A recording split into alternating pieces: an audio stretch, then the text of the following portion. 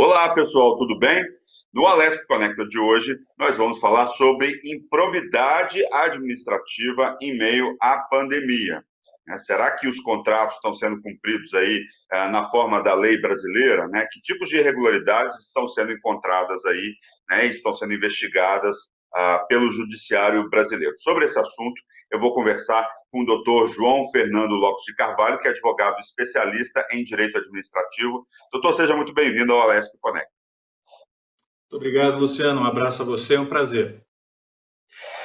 Doutor, queria que o senhor falasse primeiro quais são os atos aí passíveis, de criminalização por improbidade administrativa. O que é improbidade administrativa? Fala para a gente, por favor. Então, tá bom.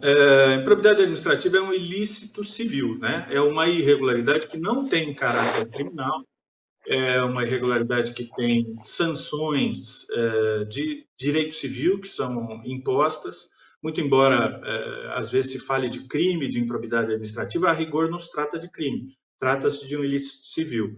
E um ilícito seríssimo, um ilícito que normalmente está associado com corrupção, né, com utilização indevida dos recursos públicos, com realização de contratos superfaturados, enfim, com uma série de irregularidades que a gente tem na administração pública. Infelizmente, no Brasil, a gente tem um histórico de punições de improbidade administrativa.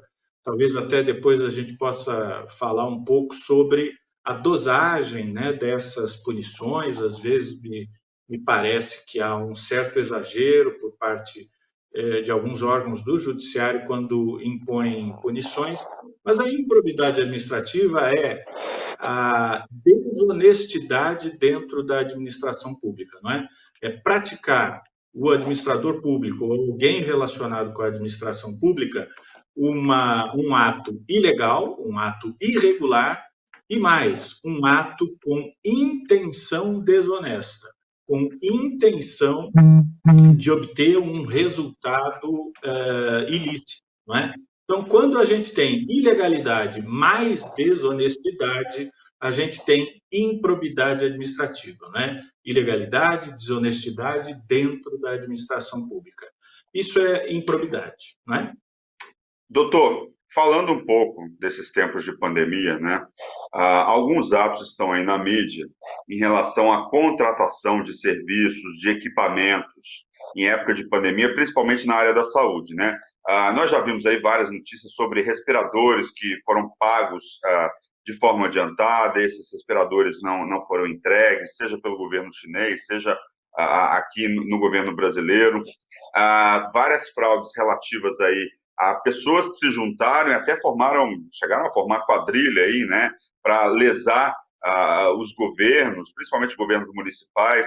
Eu queria que o senhor falasse um pouco desses delitos que estão acontecendo aí durante a pandemia e como fiscalizá-los, como puni-los, o que pode ser feito. Pois é, realmente essa pandemia, além de toda a infelicidade que ela nos traz, né, pela doença em si, pelos problemas que a doença nos traz, também trouxe esses outros problemas relacionados com a administração pública.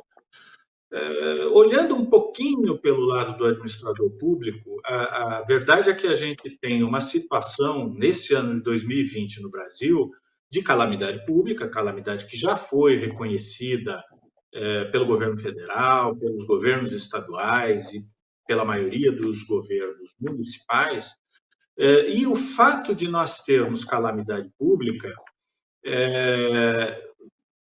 direciona os atos da administração pública, as contratações da administração pública, para uma situação de dispensa de licitação. Ou seja, como tem calamidade, como tem uma situação de emergência, como tem urgência para a obtenção dos equipamentos, tudo é feito, todas as contratações são feitas sem licitação. Isso está na lei. Isso, né?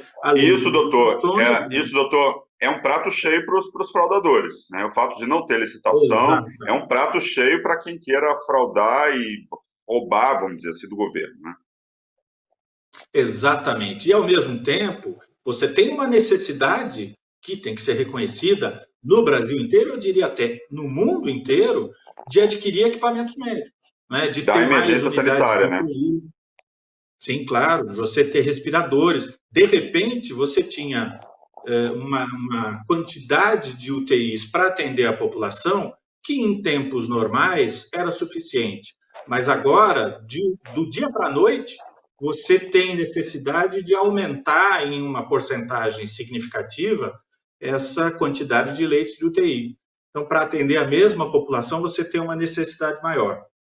Há várias maneiras de atender essa necessidade, né? Os nossos gestores estabeleceram várias maneiras. Alguns fizeram hospitais de campanha, outros apenas adquiriram leitos de UTI com os equipamentos necessários para o atendimento de unidade de terapia intensiva. E outros alugaram, nem sequer compraram esses equipamentos, apenas alugaram. Além disso, você tem que ter também prestadores de serviço também qualificados para operar esse maquinário, para operar as unidades, os equipamentos de UTI, enfim, uma unidade de hospital de campanha. Então, aí, algumas espécies diferentes de problemas têm sido noticiadas, né?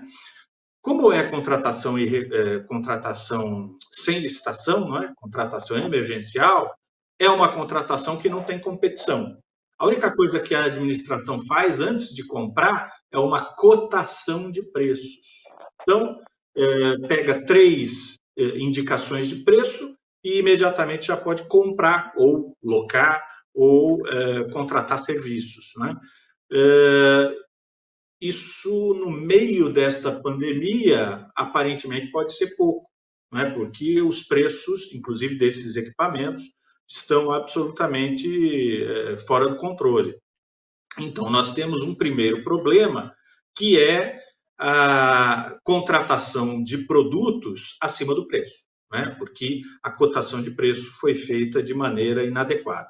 Outro problema é a compra de equipamentos que não são entregues, né? Esse é um problema que aconteceu principalmente, me parece, no estado do Rio de Janeiro, né? Onde houve lá a contratação de 7 ou 8 hospitais de campanha, e esses hospitais de campanha não foram entregues, não foram inaugurados, os equipamentos não foram apresentados, enfim, e houve pagamento.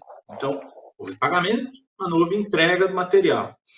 Há casos ainda de compra de material inadequado, até mesmo sucateado.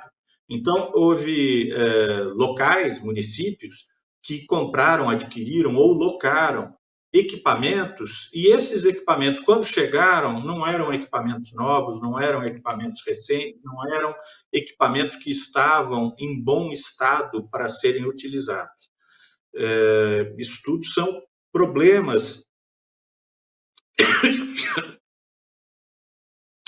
Tranquilo, tranquilo.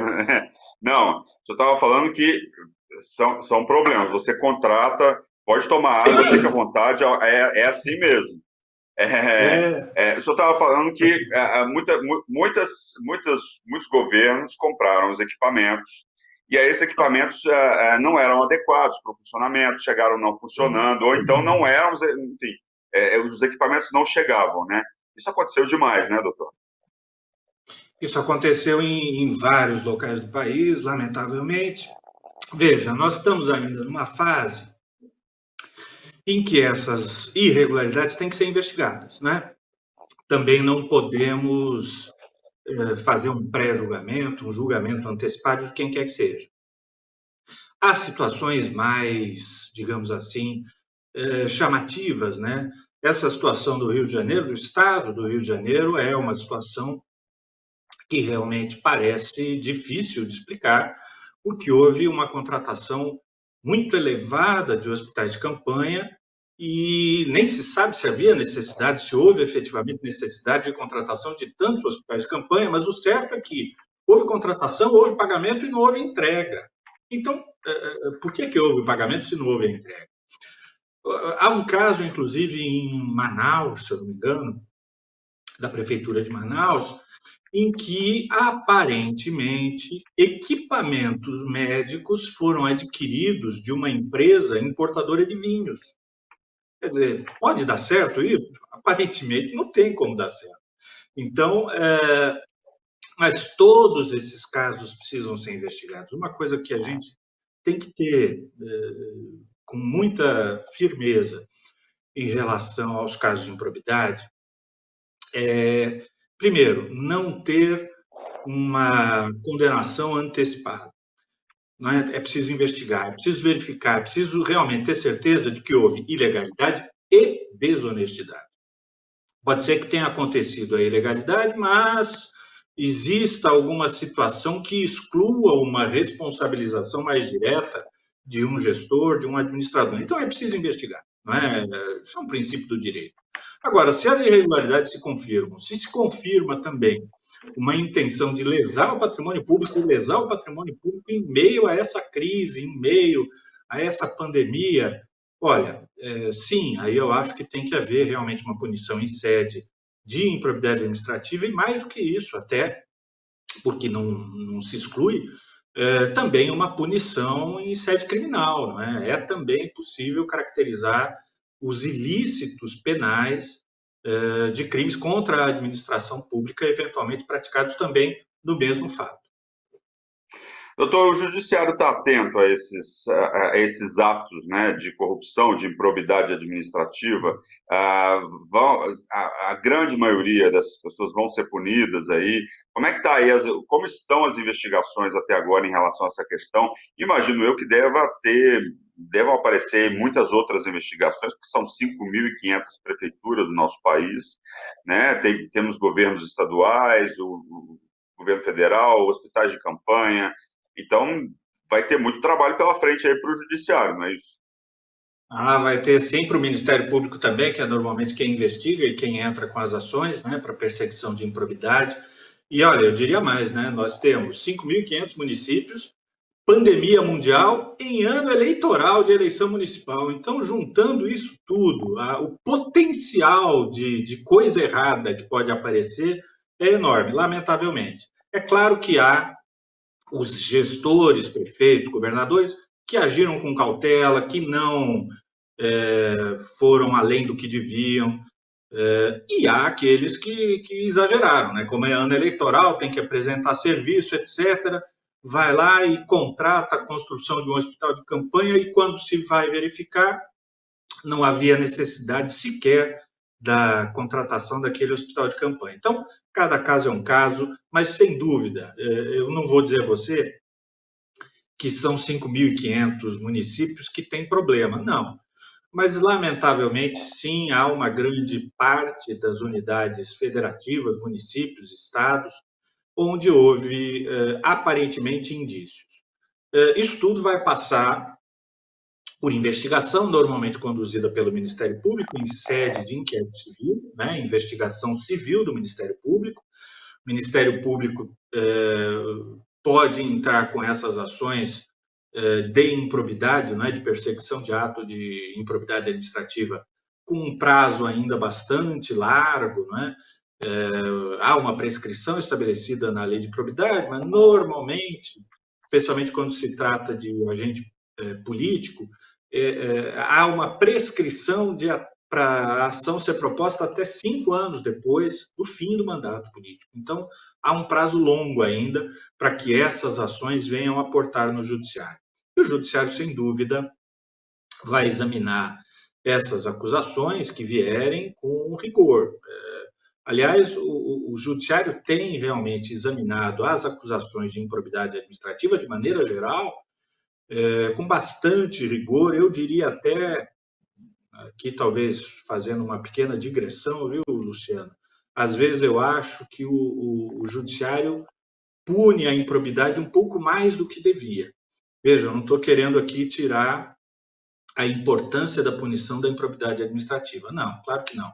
A improbidade, a desonestidade, a corrupção, né, da administração pública tem que ser punida e punida muito rigorosamente quando ela é verificada. O problema é que, às vezes, a gente verifica na atuação do judiciário uma punição rigorosa, muito rigorosa às vezes, aplicada para situações que não justificariam essa punição. Então, uma compra indevida num valor pequeno, que não sequer teve prejuízo ao erário público e, de repente, é punida pelo judiciário com suspensão de direitos políticos, com multa civil, com proibição de contratar, enfim, uma série das sanções que são previstas para a improbidade administrativa.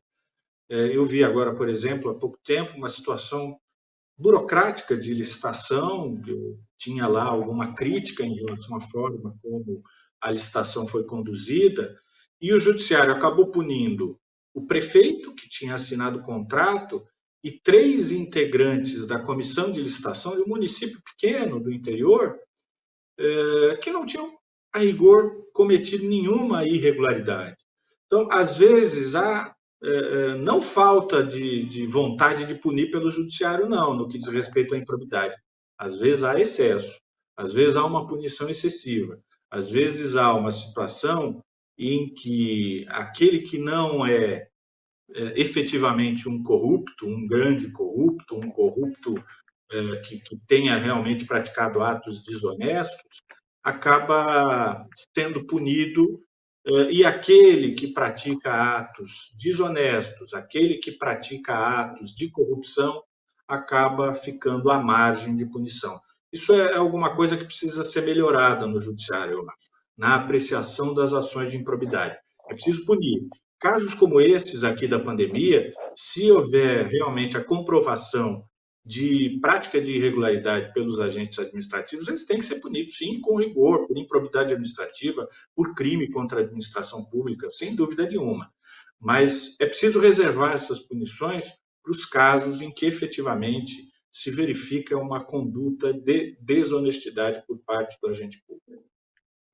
Vamos falar de punição, né? A pessoa pode ser presa, ela tem que pagar alguma multa, tem que devolver esse dinheiro para o erário público. Eu queria que você falasse um pouco mais de punição. Então, vamos lá. Improbidade administrativa não é crime, então não tem prisão, né? Não tem pena de detenção ou de restrição da liberdade física, mas tem penas severas. Então, uma pena, perda do cargo ou função pública. O funcionário público que está no exercício do cargo político ou do cargo de carreira, né, o cargo funcionário estatutário, ele pode ter a pena de perder o cargo da vida inteira ali por uma decisão judicial. A pena de suspensão de direitos políticos. Pode chegar a suspensão até 8 anos de suspensão de direitos políticos, que também, para quem é agente político, para quem é titular de mandato eletivo, evidentemente é praticamente uma morte civil, né? E, além disso, ressarcimento de prejuízos que sejam verificados, que sofreram, que foram impostos ao poder público, aplicação de multa civil, que também pode assumir uma proporção bem alta, bem grande. Outro dia, estou trabalhando aqui numa ação de improbidade de um funcionário que não é especialmente, enfim, não houve nenhum ato assim de desvio, nada, enfim, é uma irregularidade que o juiz entendeu que houve e ele foi condenado a uma multa civil que chegou a um valor de R$800 mil. R$800 mil de multa civil. Enfim, multa civil, proibição de contratar com o poder público ou receber benefícios diretamente, né, aquele que é processado, ou por qualquer empresa de que seja sócio, que também, dependendo da pessoa jurídica envolvida, também é basicamente uma morte civil. E, além disso, a lei de inelegibilidades hoje estabelece para os casos de improbidade administrativa dolosa, em que haja punição de suspensão de direitos políticos, prevê também inelegibilidade por 8 anos, com a seguinte circunstância: essa inelegibilidade começa a ser aplicada a partir do julgamento em tribunal. Então, foi condenado no Tribunal de Justiça, no Tribunal Regional, já está inelegível. Depois pode entrar com os recurso especial, recurso extraordinário, isso vai lá para os Tribunais Superiores de Brasília, às vezes demora alguns anos para ter a solução desses recursos, e enquanto há a tramitação desses recursos nos tribunais superiores, permanece a inelegibilidade, desde o julgamento no Tribunal Estadual. Depois, vindo a condenação, confirmando-se a condenação, transitando em julgado essa condenação, depois do julgamento dos recursos, aplica-se a suspensão de direitos políticos. Então, digamos, uma suspensão de 5 anos. Demorou 3 anos para tramitar os recursos especial e extraordinário, mais 5 anos de suspensão de direitos políticos, e depois do cumprimento da suspensão de direitos políticos, mais 8 anos de inelegibilidade. Então, é uma punição que fica basicamente, nesse caso aqui, nessa hipótese, em 16 anos em que aquele cidadão fica afastado da vida pública, fica impossibilitado de se candidatar. Então, as sanções realmente importantes, não é, previstas na lei, têm que ser aplicadas.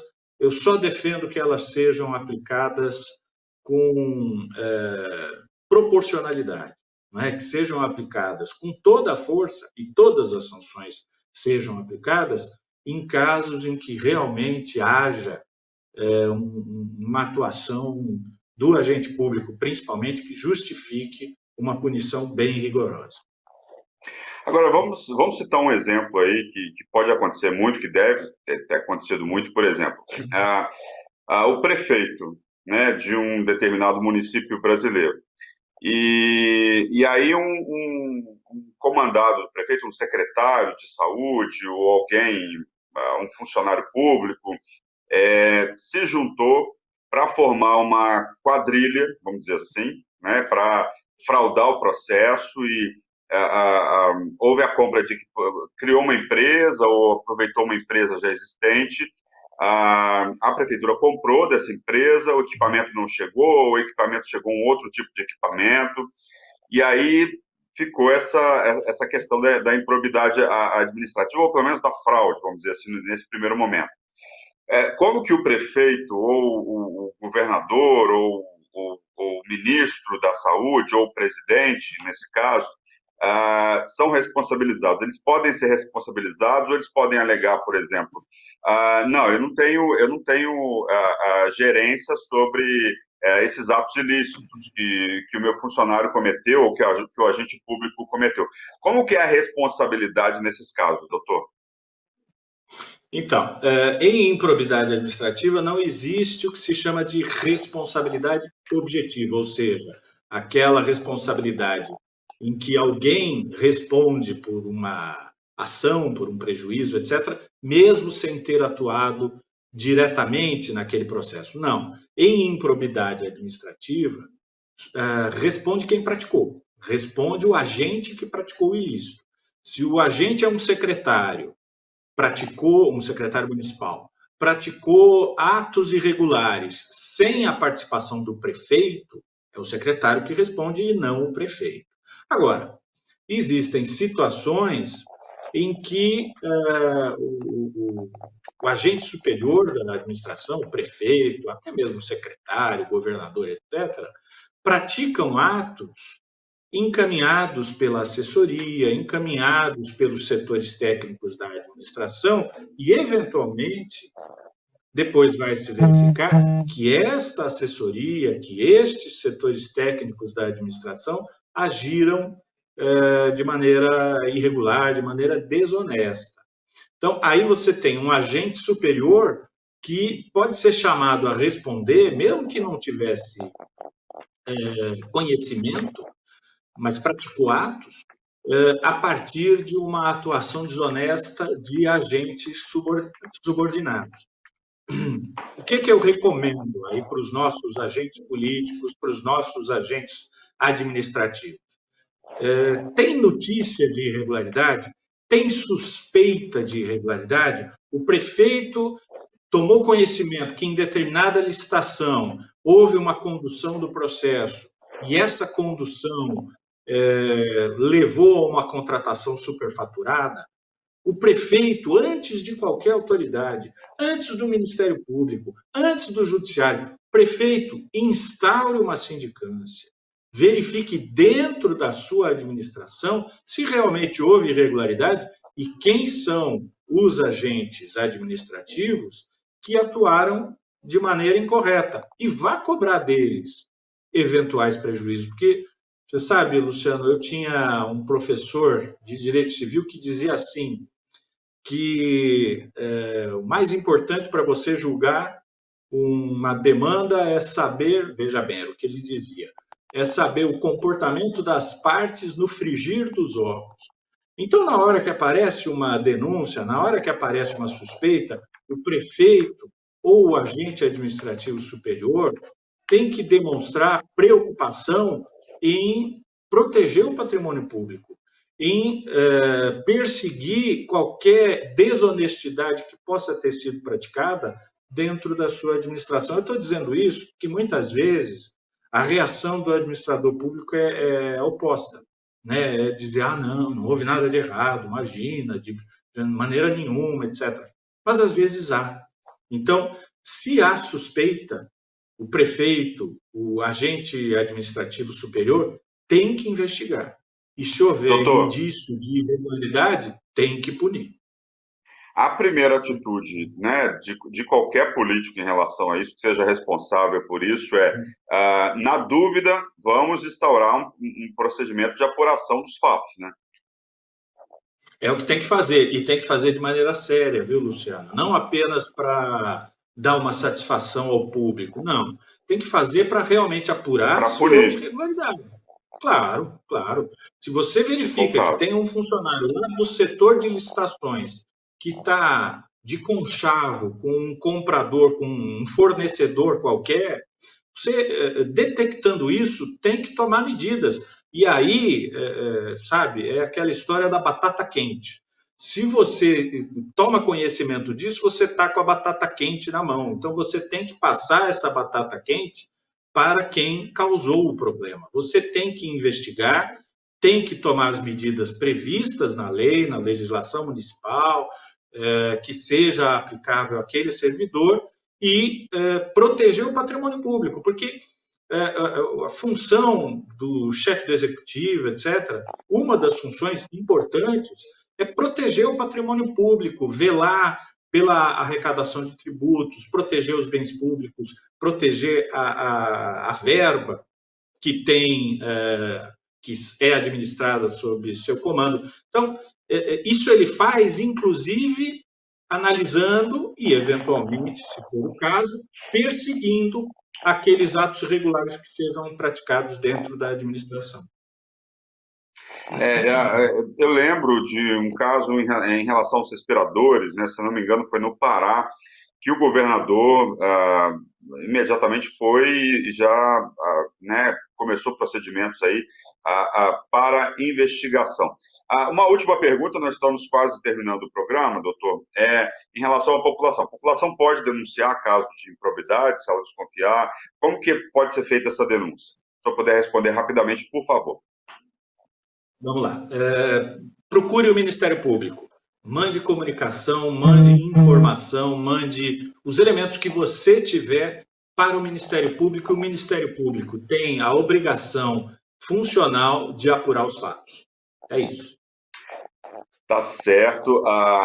Gostaria de agradecer o doutor João Fernando Lopes de Carvalho, que é advogado especialista em direito administrativo. Doutor, muito obrigado pela participação aqui no Alesp Conecta.